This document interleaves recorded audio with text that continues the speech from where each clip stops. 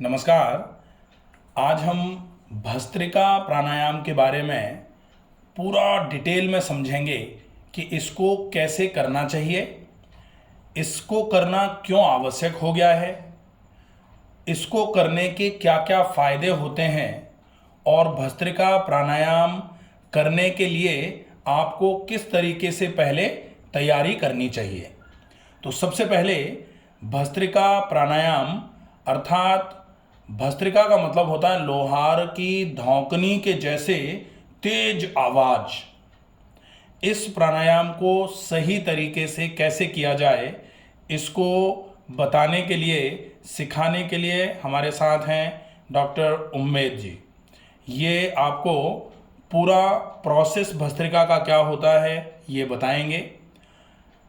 कैसे भस्त्रिका करना है, इसके लिए सबसे पहले हमें आंतों को साफ रखना पड़ेगा, पूरे तरीके से आंतें बिल्कुल साफ हों। दूसरे नंबर पर कोशिश ये करनी है कि भस्त्रिका में आपके आंतों में जो कुछ भी होता है वो पूरा का पूरा उठा करके आंतों से खींच करके खून पूरे शरीर में फैलाने का काम करता है। तो आपको पूरे शरीर में फैलाना क्या है वो आप अपनी आंतों में रखें और उसके हिसाब से फिर भस्त्रिका करें। अगर आंतों में गंदगी होगी तो निश्चित ही भस्त्रिका करने से गंदगी शरीर में खिंच करके, खून में खिंच करके पूरे शरीर में फैल जाएगी। इसलिए अगर भस्त्रिका का अभ्यास करना है तो सबसे पहले आंतों की धुलाई सफाई अच्छे तरीके से हो जाए और उसके बाद फिर आप भस्त्रिका प्राणायाम का अभ्यास करें। उसके पहले आप बढ़िया सात्विक भोजन करें। सात्विक भोजन से सात्विक रस आपके आंतों में पहुंचेंगे और वो सात्विक रस भस्त्रिका के माध्यम से पूरे शरीर में पहुंचना चालू हो जाएंगे। कहा जाता है रसो रक्तः ततो मांसः। रस से रक्त बनता है और तुरंत फिर मांस बनता है। मांसोन मेद प्रजायते, मांस से मेद बनता है। मेद सो अस्थि, मेद से अस्थि बनती है। अस्थि सो मज्जा, अस्थि से मज्जा बनता है और मज्जा शुक्र प्रदायते। तो मज्जा जब ये पूरे 6 रस बन जाते हैं, 6 धातु बन जाती हैं, उसके बाद फिर अंत में सप्त धातु जो 7वीं धातु है उसका निर्माण होता है, उसको शुक्र बोला जाता है। तो इससे ही आप समझ लें कि रक्त से लेकर के शुक्र तक की सारी समस्याओं के लिए भस्त्रिका प्राणायाम बहुत ही लाभदायक होता है। बस हमें ये ध्यान रखना है कि भस्त्रिका को करने का तरीका क्या है। भस्त्रिका में आप सबसे पहले ये समझें कि deep inhalation and slow acceleration का प्रोसेस से आप इसको शुरू करेंगे और जब आप इसको बढ़ाते हैं तो deep acceleration and fast acceleration, deep inhalation and fast acceleration, श्वास को तेज गति से भरेंगे और आप तेज गति से ही छोड़ सकते हैं, लेकिन इसको करने में आपको मिडिल स्टेज में इसको लेके आना है। भस्त्रिका 3 स्टेजेस में किया जा सकता है। पहले स्लो एंड डीप ब्रीदिंग, लंबी गहरी श्वास को भरना और भरने के बाद भरी गई श्वास को धीरे धीरे करके छोड़ना। अगर आप तेज गति से पहले से ही शुरू कर देंगे तो निश्चित ही ये सिर में भारीपन कराएगा, सीने में भारीपन कराएगा, आपको अनईजीनेस कराएगा, आपकी आंखें भारी कर देगा। इसलिए आप इसका अभ्यास करने के पूर्व पहले धीमी गति से इसका अभ्यास करें। उसके बाद जब आप थोड़ा सा कंफर्टेबल हो जाएं तब फिर आप इसकी गति को बढ़ा सकते हैं, श्वास भरने और छोड़ने की। हम देखते हैं कि किस तरीके से भस्त्रिका का अभ्यास आप आसानी से कर सकते हैं। भस्त्रिका के अभ्यास के लिए सबसे पहले किसी भी सुविधाजनक आसन में बैठ जाएं। जैसे डॉक्टर उम्मेद जी बैठे हैं सुखासन में, तो सुखासन आसन है। आप इस आसन में लंबे समय तक बैठेंगे, उतनी देर तक कम से कम इस आसन में बिना हिले डुले बैठे रहें जितनी देर आपको भस्त्रिका का अभ्यास करना है।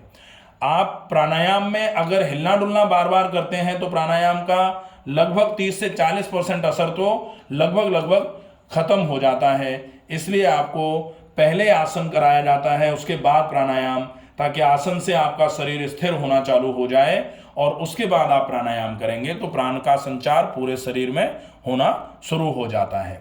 तो किसी भी सुविधाजनक आसन में बैठे, कमर, रीढ़, गर्दन और सिर सीधी रेखा में। कमर से शरीर आगे के लिए झुका हुआ ना हो, गर्दन से सिर आगे के लिए झुका हुआ ना हो, शरीर पीछे भी ना झुका हुआ हो, बिल्कुल सीधे बैठना है, जिसमें कमर, रीढ़, गर्दन और सिर बिल्कुल एक सीधी रेखा में होगा, परपेंडिकुलर टू द ग्राउंड। इसमें अब आप अपने दोनों हाथ हथेलियां आसमान की ओर करके हाथों को घुटनों पर रख लें। अब आप आंखों को हल्के से बंद कर लें। सहज श्वसन का अभ्यास कर रहे थे, अब धीमी गति से श्वास को भरना है, धीमी गति से श्वास को भरना है, भरते जाना है, भरते जाना है। और जब पूरी श्वास भर जाए तो धीरे धीरे भरी गई श्वास को छोड़ना है। इसको स्लो एंड डीप ब्रीदिंग बोला जाएगा। जब इसका समय कम लगेगा श्वास भरने और छोड़ने में, तब इसी प्रोसेस को भस्त्रिका बोला जाएगा, भस्त्रिका प्राणायाम बोला जाएगा। आप बहुत धीमी गति से श्वास को भर रहे हैं। आप देखें सीना पूरा फैल रहा है, पूरा सीना फूल रहा है, सीना ऊपर की तरफ आ रहा है। धीरे धीरे करके पूरी श्वास को भरा, फिर भरने के बाद धीरे धीरे श्वास को छोड़ते हुए आराम से फेफड़ों को पूरा सिकोड़ा, पूरी श्वास को छोड़ दिया। इस प्रोसेस को कम से कम आपको 30 से 50 बार दोहराना है। 30 से 50 बार इसको दोहराते रहेंगे। श्वास को पूरा भरना है, भरी गई श्वास को धीरे धीरे छोड़ना है। अब भस्त्रिका में आप क्या क्या लाभ लेते हैं? भस्त्रिका जब आप करते हैं तो सामान्य श्वसन से लगभग 7 से 8 गुना ज़्यादा श्वास आप भरते हैं और 7 से 8 गुना श्वास ज़्यादा छोड़ते हैं, क्योंकि आप सामान्य तौर पर जो श्वास भरते और छोड़ते हैं उसको टाइडल वॉल्यूम बोला जाता है। रेस्पायरोमेट्री जब करी जाती है, जब पल्मोनोलॉजिस्ट को आप दिखाते हैं तो वो बताते हैं कि श्वास की सामान्य प्रक्रिया जो है उसमें 500 ml के आसपास श्वास आप भरते हो और लगभग इतनी ही श्वास आप छोड़ते हो। लेकिन जब आप डीप ब्रीदिंग कर रहे हो तब आप 8 गुना ज़्यादा श्वास भर रहे हो, 7 से 8 गुना ज़्यादा, और लगभग इतनी ही श्वास आप छोड़ रहे हो। तो भरते समय 7 से 8 गुना ज़्यादा ऑक्सीजन आपके शरीर में जाएगा। सबसे बड़ा फायदा तो भस्त्रिका करने का यही है। दूसरा, ऑक्सीजन का सैचुरेशन के साथ साथ जब आप तेज गति से श्वास को भरते और छोड़ते हो तो आपके शरीर में खून की चाल भी बढ़ती है, आपका कार्डियक आउटपुट भी बढ़ जाता है, आपकी हार्ट की रेट बढ़ जाती है। लेकिन जिनका बीपी बहुत ज़्यादा रहता है उनको भस्त्रिका को धीमी गति से ही करना चाहिए। जिनको हार्ट की कोई समस्या रहती है उनको भस्त्रिका को धीमी गति से ही करना चाहिए। जिनको ब्रेन स्ट्रोक हुआ है पहले, उनको भी भस्त्रिका को बहुत धीमी गति से ही करना चाहिए, क्योंकि अगर आप भस्त्रिका की गति बढ़ा करके करेंगे, तेज गति से करेंगे, श्वास को भरेंगे और तेज गति से श्वास को छोड़ेंगे तो निश्चित ही श्वास को छोड़ते हुए आपके हार्ट पर भी जोर पड़ेगा, आपके ब्रेन पर भी जोर पड़ेगा। और अगर हार्ट पर जोर पड़ेगा तो हार्ट की प्रॉब्लम हो सकती है और ब्रेन पर जोर पड़ेगा तो ब्रेन स्ट्रोक की प्रॉब्लम हो सकती है। इसलिए अगर किसी को ये समस्याएं हैं तो फिर श्वास को भरना और उससे डबल समय में श्वास को छोड़ना, exhalation should be double than inhalation time. ये बोला जाता है कि आप श्वास को जब छोड़ें तो डबल समय में छोड़ें जितने समय में आपने श्वास को भरा था उसके। अब आप भस्त्रिका को धीमी गति से करके कंफर्टेबल हो गए हैं, आराम से श्वास को भरना और छोड़ना किया था। धीरे से अब आप गति को बढ़ाना शुरू कर सकते हैं, धीरे से गति को बढ़ाना शुरू कर सकते हैं। श्वास को भरना है,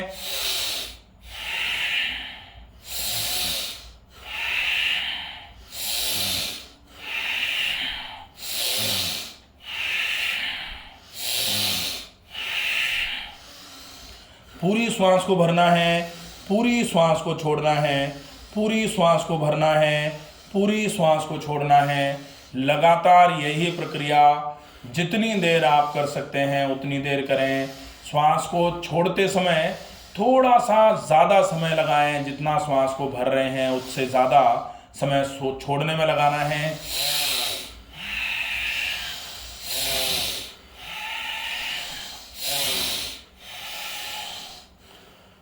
जब आप इसमें कंफर्टेबल होना चालू हो जाएं, जब आपको ऐसा लगे कि इसमें आप बिल्कुल कंफर्टेबल हैं, आपको कोई समस्या नहीं लग रही है, श्वास को भरने और छोड़ने में आपको कोई दिक्कत नहीं आ रही है, ऐसी अवस्था में अब आप श्वास को भरने और छोड़ने की गति जो है, दर जो है, उसको और तेज कर देंगे।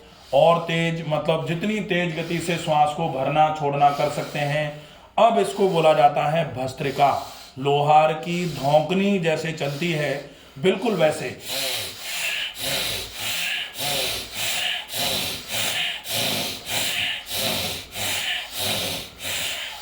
जितनी देर आसानी से ऐसे कर सकते हैं उतनी देर तक आपको इस प्राणायाम को ऐसे ही करना है। इस प्राणायाम को करने की तैयारी में आपको पहले आंतों की सफाई करनी चाहिए थी। आंतें साफ जब रहेंगी तब इसको करेंगे।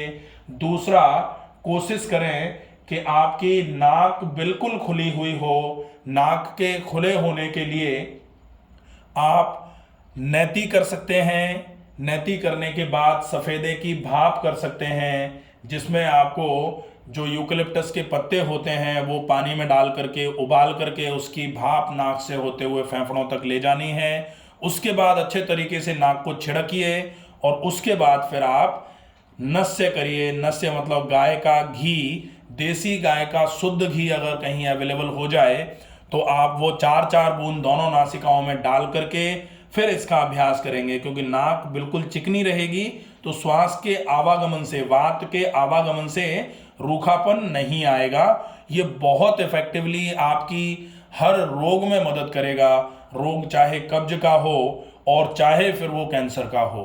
अगर प्रिलिमिनरी स्टेज में कैंसर का केस है तो आप इस प्राणायाम का अभ्यास सात्विक खाने के साथ, ज़्यादा से ज़्यादा रॉ डाइट आप खिलाने में दीजिए, खाने में दीजिए। ज़्यादा से ज़्यादा मात्रा में आप कुछ ऐसा खाइए जो जल्दी पच जाता है। मैदा, मिर्च, मसाले, चिकनाइयाँ, बाहर का खाना, डब्बा बंद खाना, इसको बंद कर दीजिए। फिर आप इस प्राणायाम का अभ्यास करिए। इसको बंद करके आप शुद्ध सात्विक भोजन आप अपनी आंतों में पहुंचाइए। अब इसका काम है आंतों से सारी चीज़ों को उठा करके पूरे शरीर में फैलाना। अब आप आंतों में अच्छी चीज़ें रखोगे तो अच्छी चीज़ें पूरी आंतों में, पूरे शरीर में फैलेंगी। और अगर आंतों में गंदगी रहेगी तो निश्चित ही इसलिए बोला जाता है कि आपको व्यायाम या फिर प्राणायाम खाली आंत ही करना चाहिए, खाली पेट ही करना चाहिए। खाली पेट का मतलब ये नहीं होता है कि खाना खाने के 3 घंटे के बाद पेट खाली है। आपको आंत्र शुद्धि के बाद इसका प्रोसेस फॉलो करना चाहिए। आंत्र शुद्धि के लिए आप चाहें तो ज़्यादा से ज़्यादा मात्रा में 21 दिन के लिए खूब सारा पानी पीजिए। खाने में सलाद, उबली हुई सब्जी, ज़्यादा मात्रा में अंकुरित और रोटी, या आप बाकी के जो ग्रेन्स हैं उनको अगर पॉसिबल हो जाए तो कम से कम उपयोग में लीजिए। रोटी लेते हैं तो बहुत मोटे आटे की होनी चाहिए। ज़्यादा से ज़्यादा मात्रा में फलों का उपयोग करिए। आप 7 से 10 से 15 दिन के आसपास में आपकी आंतें बिल्कुल शुद्ध होना चालू हो जाएंगी। कहा जाता है आहार शुद्धो आंत्र शुद्धि। आहार शुद्ध कर दो, आंतें साफ हो जाती हैं। आपने आहार लगभग 7 से 21 दिन का आप टाइम रख लीजिए कि किसी किसी की आंतें 7 दिन में ठीक हो जाती हैं। आंतों में सूजन है, अफारा ज़्यादा आता है, आंतों से संबंधित लंबे समय से कोई रोग पड़ा हुआ है, तो वो लगभग 21 दिन में आंतों को ये वाला प्रोसेस शुद्ध कर देगा, साफ कर देगा। उसके बाद फिर आप अगर भस्त्रिका का अभ्यास कर सकते हैं तो आपके लिए भस्त्रिका रामबाण की तरह कारगर सिद्ध होगा। जैसे रामबाण औषधि हर जगह जब निराशा मिलना चालू हो जाती है तब कहा जाता है कि ये वाली औषधि आपके लिए काम में आएगी, और उस औषधि का नाम होता है रामबाण। तो ये रामबाण उपाय के जैसा काम करेगा अगर आप आंतों को साफ करके इस प्रोसेस का पूरा अच्छे तरीके से फॉलो अप करोगे। आप चाहें तो भस्त्रिका प्राणायाम करने के पूर्व आप अनुलोम विलोम प्राणायाम का अभ्यास कर सकते हैं। अनुलोम विलोम से पूरे शरीर की जो भी अशुद्ध वायु है वो आप धीरे धीरे करके निकाल देते हैं। अनुलोम विलोम का सबसे बड़ा फायदा जो होता है वो ये है कि दोनों नाड़ियाँ शुद्ध होना चालू हो जाती हैं। इसीलिए इसको नाड़ी शोधन अनुलोम विलोम के नाम से भी जाना जाता है। नाड़ी शोधन अनुलोम विलोम अच्छे तरीके से कर लीजिए। आप बेशक 5 मिनट नाड़ी शोधन अनुलोम विलोम का अभ्यास करिए, उसके बाद फिर इस भस्त्रिका का करेंगे।